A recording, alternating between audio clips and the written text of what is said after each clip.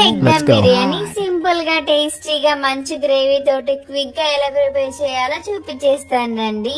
ఒక cup rice కి 4 కప్పుల వాటర్ ని వేసుకుని బిర్యానీ మసాలాని వేసిన తర్వాత పచ్చిమిర్చి, కరివేపాకు, పుదీనా, కొత్తిమీర, అలాగే ఆయిల్, సాల్ట్, అల్లం వెల్లుల్లి పేస్ట్ వేసి మరగనివ్వండి. మిక్సీ జార్ లోకి 3 టమాటోస్, పచ్చిమిర్చి, కొత్తిమీర, పుదీనా వేసి ఈ విధంగా పేస్ట్ చేసి పెట్టుకోండి.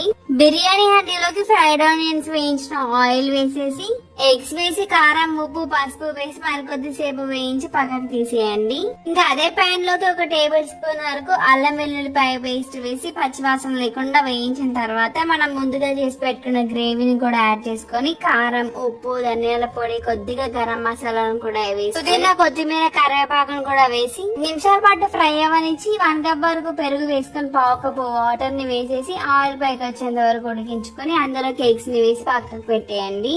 నెక్స్ట్ ఈ లోపు బిర్యానీ కోసం పెట్టిన ఎసరు బాగా మరిగిపోతూ ఉంటుంది కాబట్టి నానబెట్టిన బాస్మతి రైస్ యాడ్ చేసుకుని ఈ విధంగా 80% ఉడికించుకుంటే సరిపోతుంది.